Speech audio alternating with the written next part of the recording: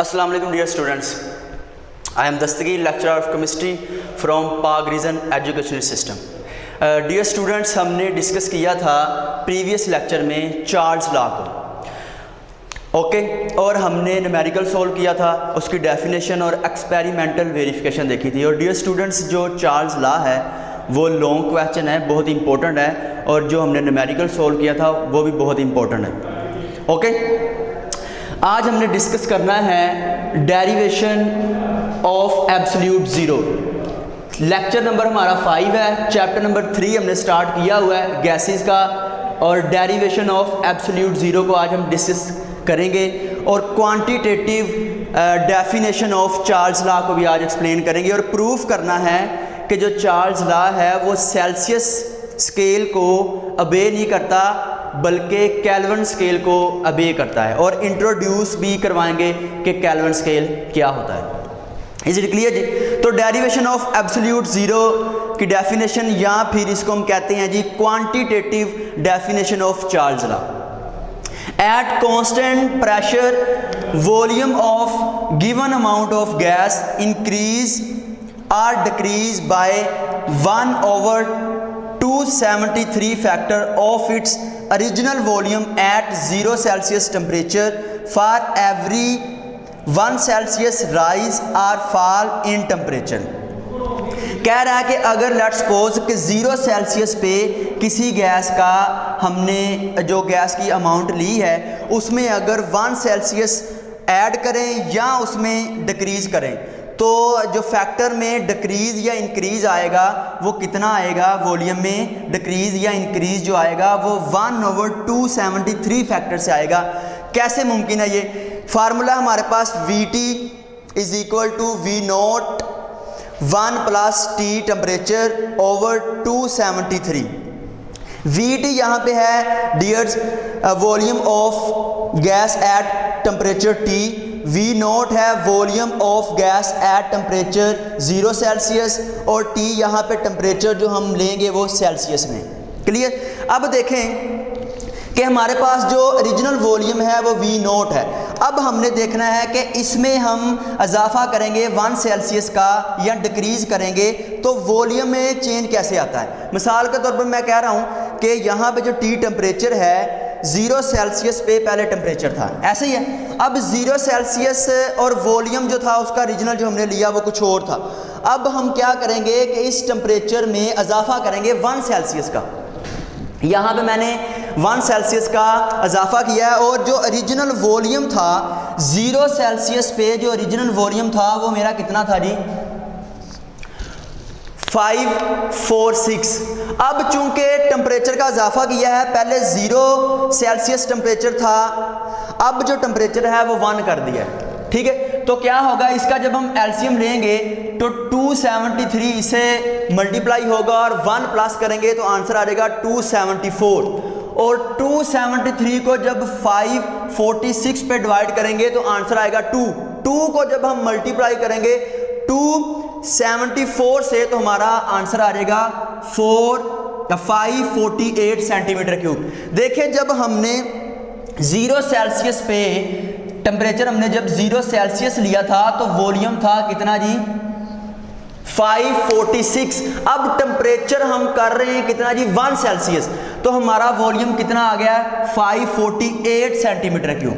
इसका मतलब है कि 1/273 फैक्टर से इंक्रीज आया है। Is it clear? यानी कि अब ज़रा गौर करें तो 546 को अगर मैं मल्टीप्लाई करूं 273 तो आंसर 2 आया। 2 को हमने फिर क्या किया था? हमने मल्टीप्लाई किया था, और किससे जी? 274 से, तो आंसर हमारा कितना आया?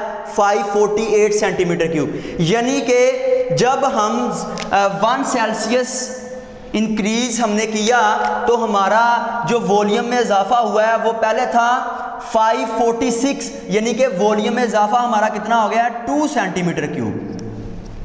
Is it clear? यानी कि 1/273 फैक्टर से जब इसको हम मल्टीप्लाई करेंगे तो वॉल्यूम में जो इजाफा आ रहा है वो कितना आ रहा है? 2 सेंटीमीटर क्यूब। इस तरह से अगर मैं डिक्रीज करूंगा, यानी कि पहले तो मैं इंक्रीज कर रहा था 1 सेल्सियस में इंक्रीज कर रहा था, अब मैं डिक्रीज करूंगा। तो डिक्रीज करने से देखिए ये है 546, तो जब इंक्रीज करने से 2 सेंटीमीटर क्यूब इंक्रीज हुआ है तो डेफिनेटली अब मैं माइनस करूंगा, -1 सेल्सियस करूंगा तो डेफिनेटली जो आंसर आएगा वो डिक्रीज होगा। कितना वॉल्यूम में डिक्रीज आएगा, वो आएगा 2 सेंटीमीटर क्यूब, यानी कि इसी फैक्टर से वो इंक्रीज करेगा या क्या करेगा, डिक्रीज करेगा। According to quantitative definition of Charles law, कि हमने कहा कि कांस्टेंट प्रेशर पे जो ओरिजिनल वॉल्यूम है उसमें 1/273 फैक्टर से इंक्रीज या डिक्रीज आया है। जैसे इंक्रीज की बात करें तो 548 सेंटीमीटर क्यूब 1/273 फैक्टर से इंक्रीज आया, और डिक्रीज की बात करें तो हमारे पास कितना आ जाएगा जी, इसमें से 2 माइनस कर दें तो ये आ जाएगा 544 सेंटीमीटर क्यूब डिक्रीज आएगा। क्लियर। इसी तरह से यहाँ पे एक अब हमने ओवरऑल कैलकुलेशन की है कि 0 पे तो इतना वॉल्यूम था, तो हमने क्या किया, जब 1 टेम्परेचर का इजाफा किया तो क्या हुआ, 1 सेल्सियस टेम्परेचर का इजाफा किया तो हमारा जो वॉल्यूम में इंक्रीज आया वो ये, इस तरह से 2 करेंगे तो ये, ऐसे करते करते जब 273 तक चले जाएंगे तो जो वॉल्यूम में इंक्रीज आएगा वो कितना आएगा जी। इस तरह से नीचे भी अगर हम करें, ठीक है, तो यहाँ पे क्या आएगा जी, यहाँ पे आ जाएगा आपके पास 544 सेंटीमीटर क्यूब, और इस तरह से डिक्रीज करते जाएं तो जब हम टेम्परेचर डिस्कस करते हैं -273.16 इन सेल्सियस, तो क्या आएगा जी, वॉल्यूम गैस का हो जाएगा 0। ये एक हाइपोथेटिकली वैल्यू है, ये बहुत ही कम टेम्परेचर है, ठीक है, इसको हम कहते हैं हाइपोथेटिकल टेम्परेचर, इसको हम कहते हैं एब्सोल्यूट जीरो। यानी कि एब्सोल्यूट जीरो क्या है कि एक हाइपोथेटिकल टेम्परेचर है, एक हाइपोथेटिकल वैल्यू है जिसके ऊपर गैस का वॉल्यूम 0 हो जाता है। हालांकि किसी भी गैस का वॉल्यूम 0 होता नहीं है, ठीक है। अगर इतने टेम्परेचर पर कोई गैस एग्जिस्ट करती है तो उसका वॉल्यूम 0 हो जाएगा। लेकिन as we know very well कि इस टेम्परेचर हमने क्या पढ़ा जी, कि जब हम टेम्परेचर इंक्रीज करते हैं या टेम्परेचर डिक्रीज करते हैं, मिसाल के तौर पर गैस के पार्टिकल हैं, तो जब हम टेम्परेचर इंक्रीज करते हैं तो उनकी काइनेटिक एनर्जी बढ़ जाती है। जब हम यानी कि हीटिंग से एक्सपेंशन होती है, हीटिंग से डियर स्टूडेंट्स क्या होती है, गैस एक्सपैंड होती है, यानी कि एक्सपेंशन होती है। और जब हम कूलिंग का फैक्टर देखते हैं तो कूलिंग से क्या होता है, कंप्रेस होती है गैस। क्यों गैस कंप्रेस होती है, क्योंकि उनके पार्टिकल्स के दरमियान में एम्प्टी स्पेस होती है। जैसे ही हम कूलिंग करते हैं तो जब हम करते हैं गैस को तो काइनेटिक जो एनर्जी होती है वो कम होती है। जब काइनेटिक एनर्जी कम होती है तो गैस के पार्टिकल क्या होते हैं, क्लोज आने शुरू हो जाते हैं। जब वो क्लोज आने शुरू हो जाते हैं तो गैस लिक्विड में कन्वर्ट हो जाती है, इसको हम कहते हैं लिक्विफैक्शन। ये हम इन डिटेल, ये टॉपिक भी इस चैप्टर में हम डिस्कस करेंगे। अब देखिए गैस तो इस टेम्परेचर को अटेन करने से पहले ही क्या हो गई है, लिक्विड में कन्वर्ट हो गई है। गैस किस में कन्वर्ट हो गई है, लिक्विड में कन्वर्ट हो गई है। तो गैस तो इस टेम्परेचर पे एग्जिस्ट ही नहीं कर रही। तो जब इस टेम्परेचर पे गैस एग्जिस्ट ही नहीं कर रही तो कभी हो ही नहीं सकता कि उसका जो वॉल्यूम है वो 0 सेंटीमीटर क्यूब रहे। Got it. अब होता क्या है कि अगर गैस, मैं मिसाल लेट्स सपोज, होगा नहीं ऐसे, मैं मिसाल दे रहा हूँ, सपोज कर रहा हूँ कि अगर गैस इस टेम्परेचर के ऊपर एग्जिस्ट करे तो तब तो उसका वॉल्यूम 0 हो जाएगा। लेकिन इस टेम्परेचर को अटेन करना भी बहुत मुश्किल है, इसकी पॉसिबिलिटी बहुत लो है, और ये कूल्डेस्ट टेम्परेचर है, इंतहाई ठंडा टेम्परेचर है। इसके आने से पहले ही जो गैस है, जब उसको हम टेम्परेचर कम करते हैं, कूलिंग फैक्टर होता है, तो पार्टिकल कंप्रेस होते हैं, काइनेटिक एनर्जी क्या होती है, कम होती है, तो वो लिक्विड में इस टेम्परेचर से आने से पहले गैस लिक्विड में कन्वर्ट हो जाती है। अब चूंकि गैस तो रही नहीं, अब तो चीज़ लिक्विड बन गई है। अब लिक्विड के लिए प्रॉपर्टी और होंगी, लिक्विड के लिए प्रॉपर्टी गैस और सॉलिड के दरमियान में होती है, प्रॉपर्टी चेंज होगी, गैस रही नहीं, तो इसलिए कभी भी गैस का वॉल्यूम 0 नहीं हो सकता। इसलिए हम इसको कहते हैं कि ये एब्सोल्यूट 0 है, इसकी ये डेफिनेशन है। ठीक है। उसके बाद फिर इसकी करेक्शन भी की गई, लॉर्ड कैल्विन ने एक नया स्केल इंट्रोड्यूस करवाया जिसको हम कहते हैं जी कैल्विन स्केल। क्लियर जी। अब यहाँ पे एक शॉर्ट क्वेश्चन बहुत इंपॉर्टेंट आता है कि जो सेल्सियस स्केल है उसमें, ठीक है, जो सेल्सियस स्केल होता है उसमें जो चार्ल्स लॉ है वो ओबे नहीं होता, लेकिन कैल्विन स्केल में चार्ल्स लॉ क्या होता है, ओबे होता है। तो उसको भी हमने देखना है कि कैसे ओबे नहीं होता। लेट्स सपोज कि मेरे पास 0 सेल्सियस पे जो वॉल्यूम था गैस का वो इतना था, ठीक है, यानी कि ये हमारे पास T1 हो जाएगा और ये हमारे पास T2 हो जाएगा, और T1 पे जो टेम्परेचर यानी कि इजाफा करने से जो 0 सेल्सियस से हमने इजाफा किया 1 सेल्सियस और इस तरह से कमी की तो कितना हो गया -1 सेल्सियस टेम्परेचर। तो जब इजाफा किया तो 0 पे तो इतना वॉल्यूम था, जब इसमें 1 डिग्री सेल्सियस का इजाफा किया तो वॉल्यूम कितना होगा जी 548, पीछे डिस्कस किया है। इस तरह से जब हम कमी करेंगे टेम्परेचर में तो वॉल्यूम चेंज हो गया, तो वो वॉल्यूम कितना हो जाएगा जी V2, और यहाँ पे वॉल्यूम T1 पे वॉल्यूम V1 होगा, T2 पे वॉल्यूम गैस का कितना होगा जी 544 सेंटीमीटर क्यूब। अब अकॉर्डिंग टू चार्ल्स लॉ ये इक्वेशन थी कि जो वॉल्यूम और टेम्परेचर का जो रेशो होती है वो क्या होती है, कांस्टेंट होती है, ठीक है जी। तो अब हमने देखना कि क्या कांस्टेंट वैल्यू आती है। तो हमने देखा कि जो T1 था उस पर वॉल्यूम कितना था जी 548, क्लियर, T1 पे, और T1 पे -1 पे वॉल्यूम कितना था जी 544 मिलीलीटर या सेंटीमीटर क्यूब, क्योंकि 1 centimetre cube is equal to 1 millilitre.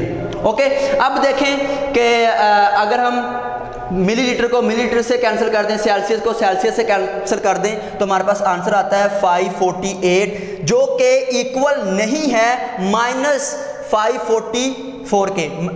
548 equal नहीं है -544 के। तो इसका मतलब है कि हमने तो चार्ल्स लॉ में एक्सप्लेन किया था कि जो इन दोनों की रेशो होती है V1 और T1 की जो रेशो होती है वो कांस्टेंट वैल्यू आती है, क्लियर। इस तरह से V2 की और एक्सपेरिमेंटल वेरिफिकेशन में हमने डिस्कस किया था, V2 की भी जो रेशो है वो कांस्टेंट आती है, ठीक है, कांस्टेंट से कैंसिल हो रही है, यानी कि V1 T1 is equal to V2 T2। तो यहाँ पे तो दोनों की वैल्यू जो है वो कांस्टेंट नहीं आ रही, यानी कि इसकी वैल्यू V1 T1 की जो वैल्यू है वो V2 T2 के इक्वल नहीं है। तो इसका मतलब सेल्सियस में जो चार्ल्स लॉ है वो ओबे नहीं हो रहा। तो अब हम क्या करेंगे, सेल्सियस टेम्परेचर में अगर हम 273 कैल्विन ऐड कर देंगे, यानी कि अकॉर्डिंग टू कैल्विन स्केल, तो क्या होगा। अब देखें क्या अब कैल्विन स्केल को यूटिलाइज करके क्या रेशो जो है वो कांस्टेंट के इक्वल आती है। तो हाँ, देख लें आप, इसमें जब हम 1 सेल्सियस में 273 ऐड करेंगे तो ये हो जाएगा 274, और जब -1 डिग्री सेल्सियस में 273 ऐड करेंगे तो ये हो जाएगा 272। तो इसका भी आंसर 2 और इसका भी आंसर 2। तो दोनों का आंसर क्या है जी, कांस्टेंट वैल्यू आ रही, यानी V1 T1 is equal to V2 T2। तो यहाँ पे वेरीफाई हो गया by using Kelvin scale Charles law. Is it clear. इस तरह से एप्लीकेशन ऑफ चार्ल्स लॉ को भी डिस्कस कर लेते हैं by using Celsius scale, by using Kelvin scale. अब यहाँ पे हमने जो वैल्यू ली थी वो और थी, यहाँ पे हम इसको एप्लीकेशन में और डिटेल से डिस्कस करते हैं और वैल्यू हम और लेते हैं। जैसे कि अकॉर्डिंग टू चार्ल्स लॉ अगर हम यूज़ करें सेल्सियस स्केल तो आपसे पूछा जा सकता है कि प्रूफ करो कि जो आपका चार्ल्स लॉ है वो सेल्सियस स्केल में वेरीफाई नहीं होता, और ये भी प्रूफ करो कि जो आपका चार्ल्स लॉ है वो कैल्विन स्केल में क्या होता है जी, वेरीफाई होता है। तो देखें, जब भी आपने इसको सोल्व करना है तो आपने एक एग्जांपल से सोल्व करना है, जिस तरह से आपकी बुक में मेंशन है कि V1 लिया गया है जी कितना 566, टेम्परेचर कितना है T1 कितना टेम्परेचर है हमारे पास 10 सेल्सियस। इस तरह से जब टेम्परेचर हम बढ़ाएंगे तो वॉल्यूम में भी इंक्रीज आएगा, और कितना है जी 746। तो यहाँ पे देखें कि चार्ल्स लॉ सेल्सियस स्केल में वेरीफाई नहीं हो रहा। Got it. अब हम क्या करेंगे, 10 सेल्सियस में 273 ऐड करेंगे तो ये कितना हो जाएगा 283 कैल्विन। इस तरह से 100 सेल्सियस में भी हम क्या करेंगे कि 273 यानी कि सेल्सियस को केल्विन स्केल में कन्वर्ट करने के लिए हम क्या करेंगे 273 ऐड करेंगे। तो जब 100 में 273 ऐड करेंगे तो ये हो जाएगा 373 केल्विन। अब हम वैल्यू V1 और T1 की पुट करेंगे जो हमारे पास टेम्परेचर न्यू आया है, और V2 और T2 जो टेम्परेचर नया आया है उसको हम ऐड करेंगे, पुट करेंगे वैल्यू, तो देखेंगे कि क्या ओबे कर रहा है। तो V1 हमारे पास कितना है जी T1 पे यानी कि वॉल्यूम कितना है 566, और जो हमने केल्विन स्केल में अब टेम्परेचर कन्वर्जन किया है सेल्सियस को केल्विन में वो कितना है 283, ठीक है। तो इनकी रेशो जो है वो 2 आई है, और इसकी रेशो भी क्या आई है 2 आई है, यानी कि दोनों की रेशो क्या है कांस्टेंट। तो इस तरह से जो केल्विन स्केल है वो जो है वो इसलिए हम डेवलप करते हैं कि इस केल्विन स्केल पे जो चार्ल्स लॉ है वो वेरीफाई हो जाता है। क्लियर। अब यहाँ पे आपने डियर स्टूडेंट्स एक एमसीक्यूज है, खुद सोचना है, ठीक है, इसको सोल्व करना है, और कमेंट्स में, ठीक है, पाक रीजन एजुकेशन सिस्टम का जो चैनल बनाया गया है उसमें आपने कमेंट में आंसर देना है। अगर आपको आंसर नहीं आप दे पाए तो आपने बताना है, हम इसका आंसर भी देंगे। कहता है कि पी प्रेशर अगर कांस्टेंट रखें तो एट विच टेम्परेचर, किस टेम्परेचर के ऊपर जो वॉल्यूम है ऑफ अ गैस वो ट्वाइस हो जाएगा, वो कितना हो जाएगा जी, ठीक है। दोबारा सुन लें कि प्रेशर हमने क्या रखना है जी कांस्टेंट, तो एट विच टेम्परेचर, किस टेम्परेचर के ऊपर जो वॉल्यूम है वो गैस का क्या हो जाएगा ट्वाइस हो जाएगा। तो आंसर है जी ए यानी कि 546 सेल्सियस, बी 200 सेल्सियस, सी 544 केल्विन, और डी 273 केल्विन। तो इस पे आपने सोचना है और बताना है कि कौन सा इसका आंसर है कमेंट्स में। तो डियर स्टूडेंट्स आज हमने क्या डिस्कस किया, क्वांटिटेटिव डेफिनेशन को डिस्कस किया, ठीक है, और ड्राइव किया हमने एब्सोल्यूट ज़ीरो को, और हमने प्रूफ देखा कि जो चार्ल्स लॉ है वो सेल्सियस स्केल में वेरीफाई नहीं होता और वो केल्विन स्केल में वेरीफाई होता है, और ये चार्ल्स लॉ की क्या है जी एप्लीकेशन भी है, ठीक है। इसमें शॉर्ट क्वेश्चन भी बहुत इंपॉर्टेंट है। आगे हम जो डिस्कस करेंगे वो ग्राफिकली एक्सप्लेनेशन है चार्ल्स लॉ की, और उसके साथ एक और छोटा सा लॉन्ग क्वेश्चन है, उस टॉपिक को भी डिस्कस करेंगे, that is about general gas equation, ठीक है। तो आपने शॉर्ट क्वेश्चन अच्छे से ज़रा तैयार करने हैं, long question Boyle's law, Charles law, ये लॉन्ग क्वेश्चन है, इसको अच्छे से तैयार करना है। इसमें न्यूमेरिकल भी लॉन्ग क्वेश्चन है, अच्छे से तैयार करना है, बोर्ड के वाले से बहुत इंपॉर्टेंट, इसमें शॉर्ट क्वेश्चन भी बहुत बनते हैं, और ये लॉन्ग क्वेश्चन के तौर पर भी जो है वो बहुत इंपॉर्टेंट क्वेश्चन। ओके जी, अल्लाह हाफिज़।